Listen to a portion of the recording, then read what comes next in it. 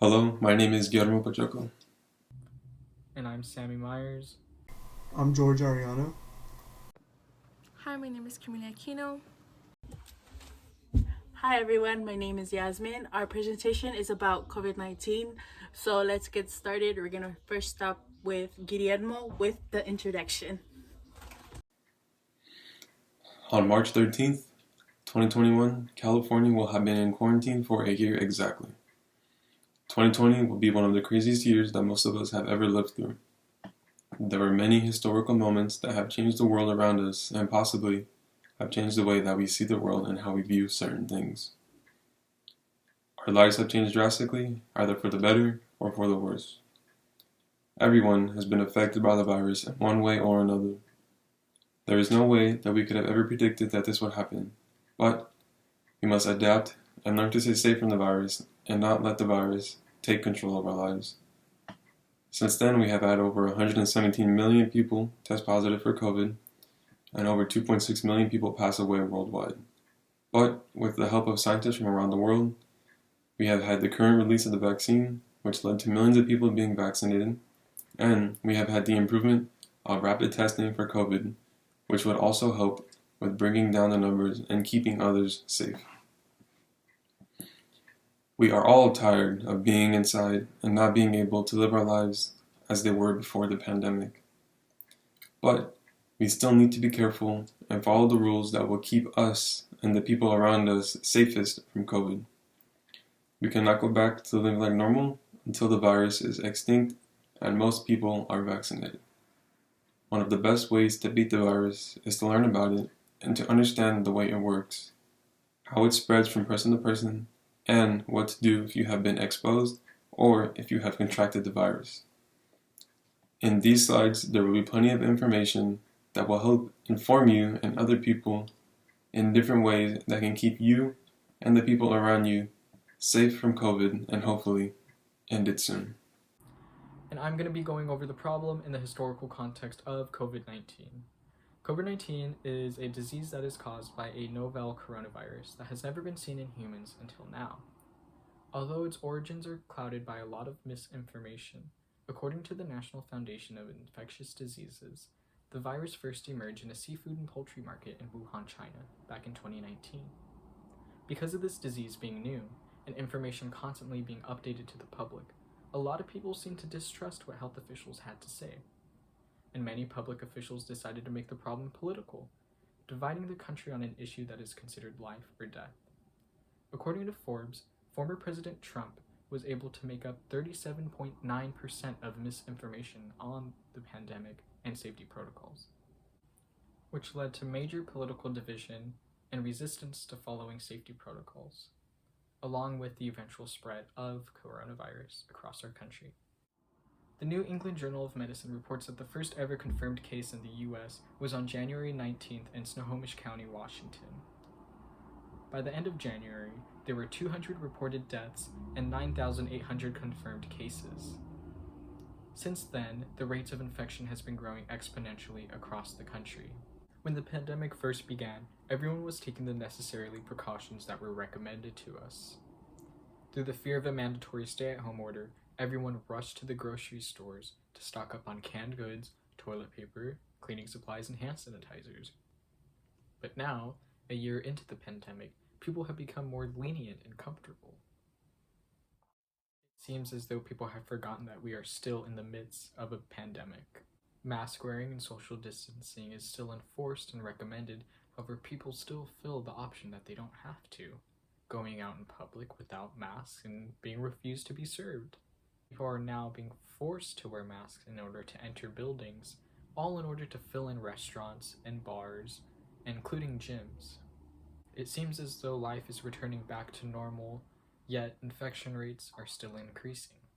And I would like to further clarify that the problem my group is focusing on is not necessarily COVID-19 itself, for we are not trying to come up with a cure for the virus, but people refusing to wear their masks out in public or refusing to follow social distancing guidelines.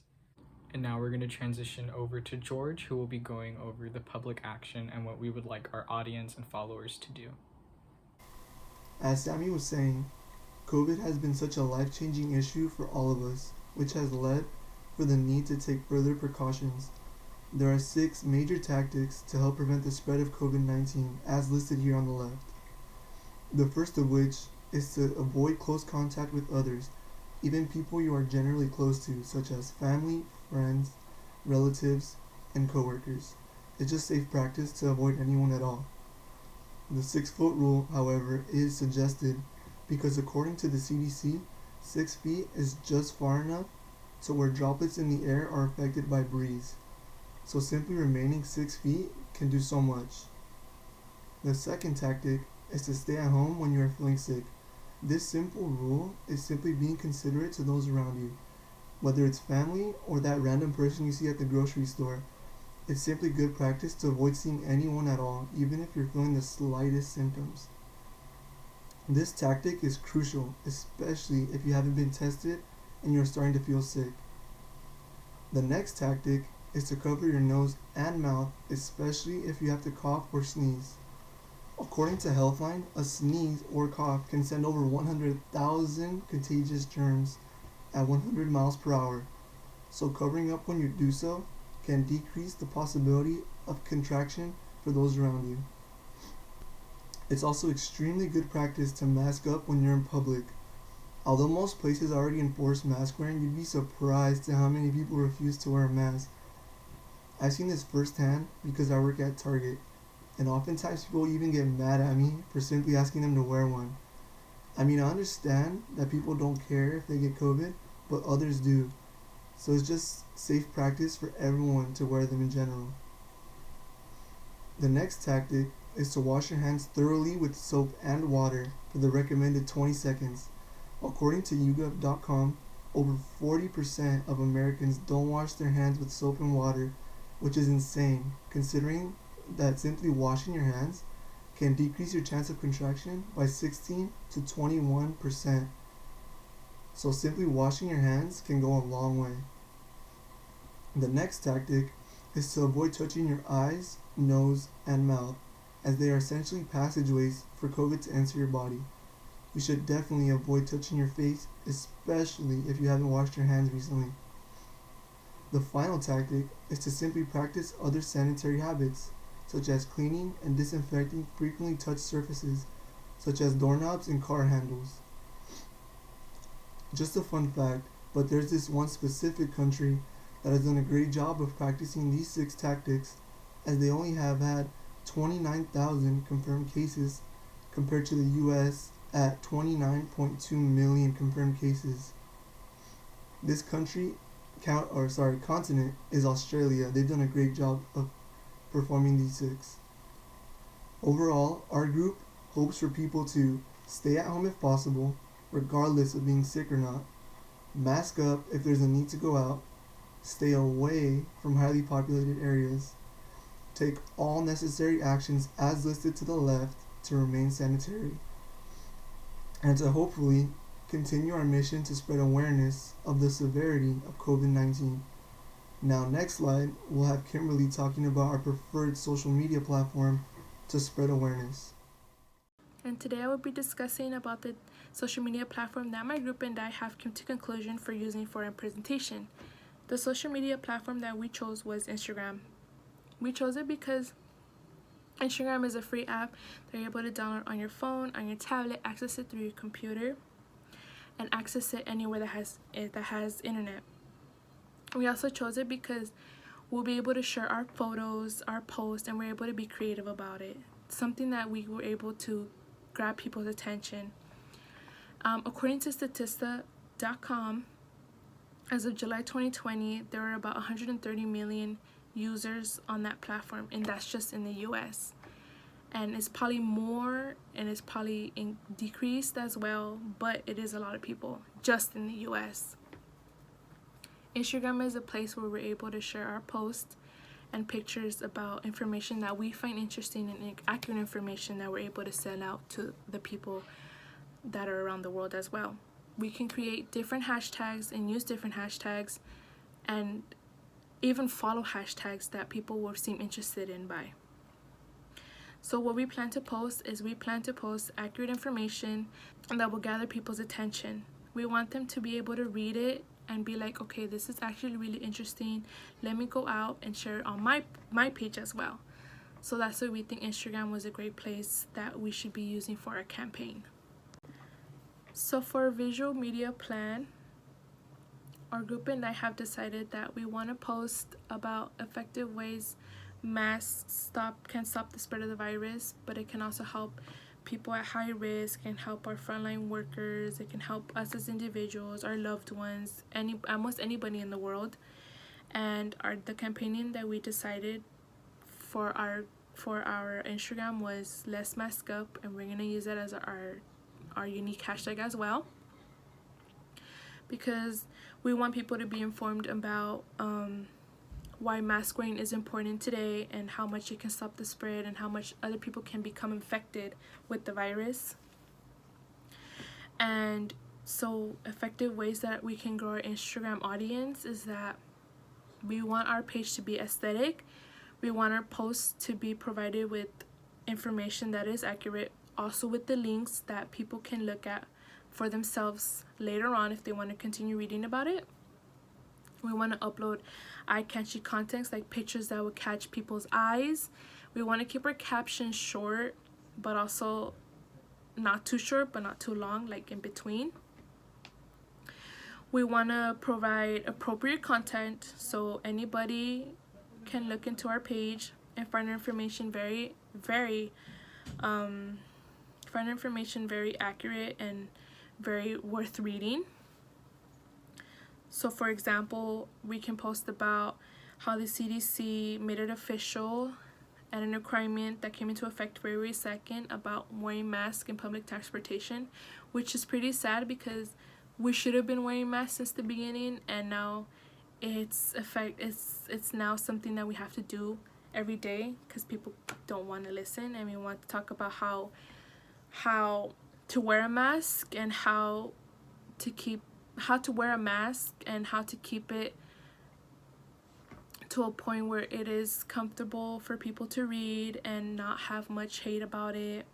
We want to talk about the proper way to put on a mask because people don't like to put masks in a proper way, and we think that we should incorporate that in our post to help ourselves and our community with information that is provided from our Instagram as well.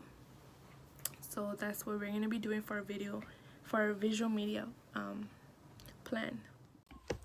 My slide about COVID-19 in the future is, are we going to have to triple the mask? Because right now we wear double the mask. Are we going to have to layer more to keep us safe? Or what would we do in the future for that? And then would we continue doing online school? Would we continue having Zoom, doing everything online how we do it right now? Or would school finally open up and let us back in little by little? Like maybe half would go in person, half would stay doing online. I don't know, but hopefully in the future something works out and it doesn't go too crazy. Would more people get unemployed, or would they not get any jobs left, or would they not get the money they deserve and wouldn't have money to keep their family stable or anything? So in the future, like for the COVID vaccine, for right now, the nurses, the doctors, they were the first one to get the vaccine just to get a trial run, I think it was. And then after that, they let people have the vaccine. In the future, like, would everyone be able to get the vaccine? They won't have like an order, like how it goes if the wealthy family goes first, and then it goes down and down, or how would they do it? Or would it be everyone who gets it? Everyone gets it if like they make an appointment and like things like that. The image that's in my slide, it's basically about COVID-19 vaccine fact sheet, and it's basically just telling you the risk about the vaccine, how does it work. It also says